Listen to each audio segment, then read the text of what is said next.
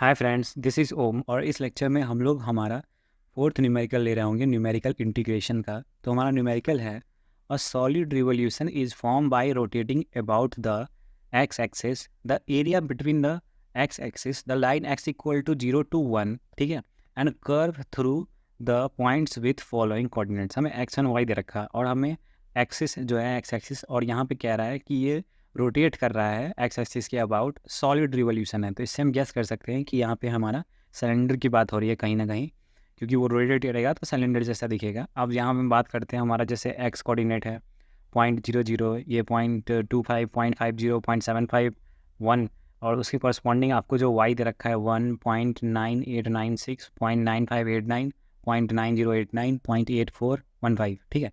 तो x के corresponding हमें y की वैल्यू दे रखी है और हमें कह रहा है कि estimate the volume of solid form by using Simpson's rule, ठीक है। तो सबसे पहला क्या काम है हमारा, सबसे पहला काम है हमें विड्थ निकालना है। और विड्थ के लिए हमें क्या करना होता है, विड्थ होता है h equal to B minus A upon N.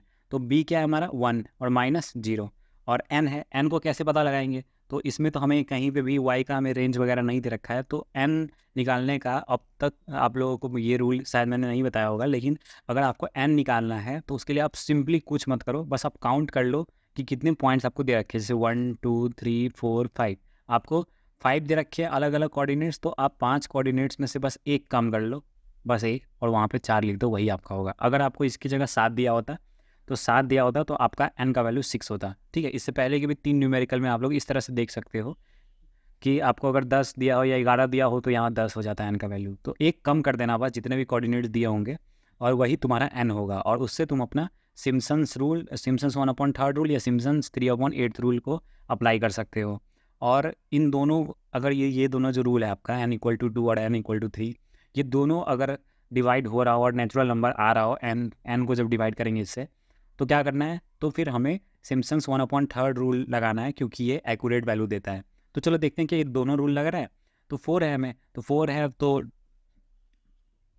तो 4 को हम 2 से डिवाइड करेंगे तो 2 हमें नेचुरल नंबर मिल रहा है, लेकिन 4 को हम अगर 3 से डिवाइड करते हैं तो ये डिवाइड नहीं हो रहा है, इस मतलब हमें नेचुरल नंबर नहीं मिलेगा। ये तो वैसे भी कैंसिल हो गया। अगर इसकी जगह 6 होता तो फिर ये दोनों रूल लगता, क्योंकि 6/2 3 और 3/6/3 2, तो ये दोनों रूल लगता। तब हम सिम्पसन्स 1/3 रूल को अडॉप्ट करते हैं। जब आपको क्वेश्चन में कुछ नहीं देना हो, दे रखा हो, तो आपको इन दोनों में चेक करना होगा। ये चीज़ आप लोग ध्यान से याद रखना, ठीक है।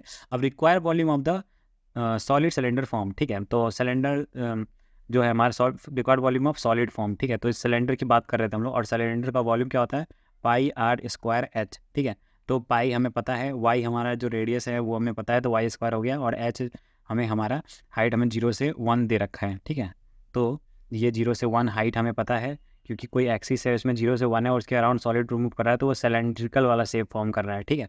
तो हमें यहाँ पे दे रखा है, तो ये dx हो जाएगा हमारा, और उसका वैल्यू हमें 0 से 1 दे रखा है, क्योंकि इंटीग्रेट कर रहे हैं, और तो इसको dx हम लिख देंगे, और 0 से 1 में इंटीग्रेट कर रहे हैं, तो ये हमारा इक्वेशन बन गया। और क्योंकि पाई हमारा कांस्टेंट था, इसलिए इसको बाहर ले लिया। अब यूजिंग सिम्पसन्स 1/3 रूल, हमने यहाँ पे रूल फिगर आउट कर लिया कि हमारा ये रूल हमें लगाना है, तो हम सिंपली हमारा ये रूल वाला फार्मूला लिख देते हैं। तो इसमें क्या था, पाई हमारा कॉमन आ रहा था। अब पाई हमारा बाहर कॉमन है, ठीक है। अब वो इंटीग्रल 0 से 1 है, और ये y² और dx है, इक्वल टू क्या है, पाई तो बाहर ही रह जाएगा, और आपका h/3 आएगा, ठीक है। ये इस तरह से तो आएगा, ये फार्मूला में था। और बाकी यहाँ पे क्या था, फर्स्ट एंड लास्ट यहाँ पे होने चाहिए, ठीक है। तो यहाँ पे आपका ये फर्स्ट और ये लास्ट है, लेकिन अगर आप ध्यान से देखोगे तो इस पर हमारा इक्वेशन क्या है, y² के फॉर्म में है। तो सारी चीज़ें सेम रहेंगी, सारी कोऑर्डिनेट सेम रहेंगे, बस इतना चेंज आएगा कि आपको ये करना है कि आपको y0 है या y4 है, उसके जगह आपको स्क्वायर यूज़ करना है, तो उससे स्क्वायर यूज़ करोगे, बाकी सारी चीज़ें सेम दिख रही होंगी आपको, जैसे y0 का स्क्वायर, y4 का स्क्वायर। तो और इसको देखने के बाद हमारा सिम्पसन्स 1/3 रूल में क्या होता है, 1/3 रूल में होता है कि उसके बाद हमें ऑड वाले टर्म्स देखने हैं। तो जैसे ये हमारा y0 है, ये हमारा y1 है, ये y2 है, ये y3 है, ये y4 है, ठीक है। तो ये फर्स्ट और लास्ट तो हमने ले लिया। अब इसमें से ऑड कौन सा बचता है, y1 और ये y3, ठीक है। तो यहाँ पे हमारा y1 और y3 आया, लेकिन यहाँ पे बस इतना डिफरेंस आया कि यहाँ पे स्क्वायर होगा। अब इसके बाद हमारे पास जो इवन में बचता है वो बचता है आपको 2 4 और 0, ठीक है। लेकिन जो यूज हो गया उसको यूज़ नहीं करना है वापस, तो 0 और 4 तो हमारा फर्स्ट वाली टर्म में आ गया था, तो सिर्फ बचता y2 है हमारे पास। तो y2 बचता है, तो हम क्या करेंगे, यहाँ पे हमारा y2 का स्क्वायर लिख देंगे, और ये हमारा यहाँ पे पाई था, और एच की वैल्यू हमारी क्या आई थी, एच की वैल्यू हमारी आई थी 0.25। तो एच की वैल्यू 0.25 आई थी, तो यहाँ पे एच की वैल्यू देखो आपको 0.25 है, और अपॉन में 3 तो है ही। और जैसे जैसे हमें कॉरस्पॉन्डिंग, जैसे वाई नॉट का वैल्यू हमें पता है कि ये 1 है, तो यहाँ से सारी वैल्यूज़ आपको देखनी है, और देखने के बाद सिंपली इसको कैलकुलेटर में पुट करना है, और ये सारे स्क्वायर के फॉर्म में पुट करना है कैलकुलेटर में।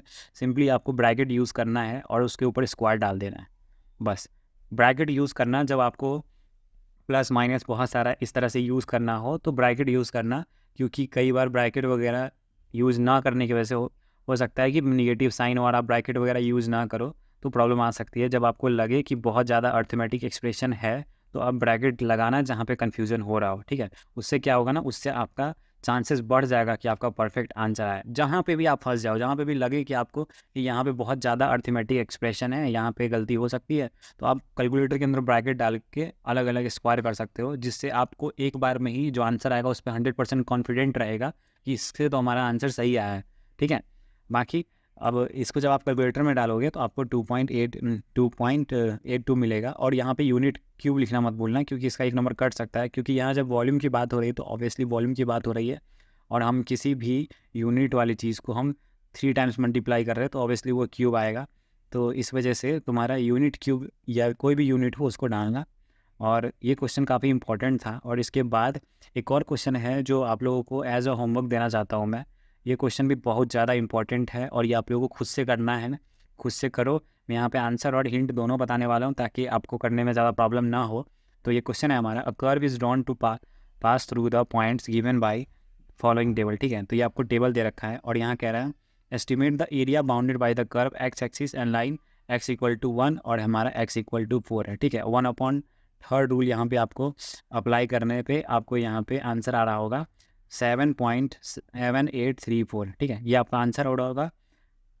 तो ये क्वेश्चन आपको बिल्कुल सेम उसी तरीके के मेथड से लगाने हैं, और यहाँ पे आपको सिम्पसन्स 1/3 रूल लगेगा आगे जाके। आपको अगर गलत आंसर आता है तो आप उस हिसाब से देख सकते हो।